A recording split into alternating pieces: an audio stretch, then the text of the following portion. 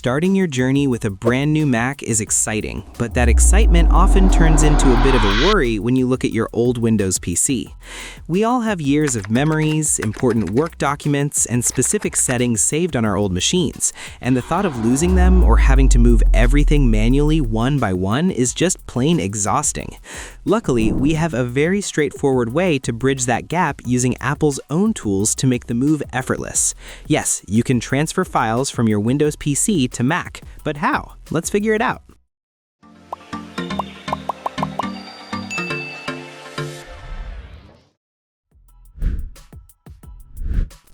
At first, we need to talk about what makes this all possible. Apple provides a specific piece of software called Windows Migration Assistant, and it is designed to do the heavy lifting for us. Before we even touch the software, though, we have to make sure both of our machines are physically ready for the job. We need to ensure that the Windows PC is running at least Windows 7 or a newer version, and that both computers are plugged into a power source.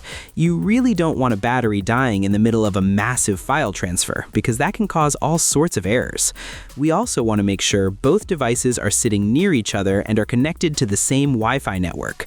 If you have a really large amount of data, sometimes using an Ethernet cable to connect them to the same router can make things go a lot faster, but a strong Wi-Fi signal works just fine for most of us.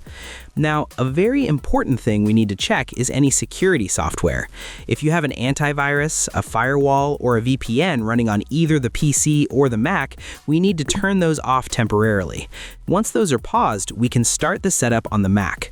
When you turn on your new Mac for the first time, you will go through the initial setup screens. Eventually, you will see a screen that asks how you want to transfer your information. We're going to select the option that says from a Windows PC and then click Continue. At this point, the Mac is going to show a 6-digit code and tell us to go over to our Windows computer. Switching over to the PC, we need to open a web browser and go to the official Apple support page to download the migration assistant that matches the version of macOS on the new computer. After we download and install it, we need to make sure all other apps on the PC are closed. If you leave Chrome or Word open, the migration assistant might get tripped up. Once we launch the tool on the PC, we click Continue, and then we'll be prompted to enter that 6-digit code we saw earlier on the Mac screen. This creates a secure handshake between the two systems so they know they are talking to the right partner. After the code is entered, the Mac will start scanning the PC to see what can be moved. This part takes a little bit of patience. We'll see a list appear on the Mac screen showing things like user accounts, documents, photos, movies, and even your email settings and calendar entries. We can choose exactly what we want to bring over by checking the boxes next to each category. Usually, we just want everything, so leaving the default selections is the easiest way to go. Once we hit Continue, the Mac will ask us to create an administrator password for the new account it is creating. It's a good idea to write this password down because you'll need it to log in once everything is finished. Now that the transfer has actually started, the best thing we can do is just leave both computers alone. Depending on how much stuff you have, this could take anywhere from a few minutes to a few hours. It is perfectly normal for the Mac screen to go dark or show a loading bar with the Apple logo during this time. You might see a progress bar giving you an estimate, but those can jump around a bit, so don't worry if it seems to stall for a moment. The software is carefully copying every file and organizing it into the right folders on your new Mac.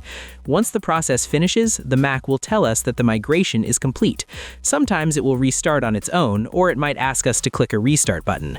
While it's rebooting, the screen will be black with that familiar logo again. Over on the PC side, we can just click Quit on the migration assistant.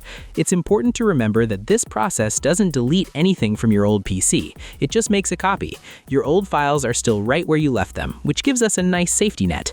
When the Mac finishes its final restart, we can log in with that password we created during the setup. It really feels like home has been moved into a new, faster building. So, this is how you can do it.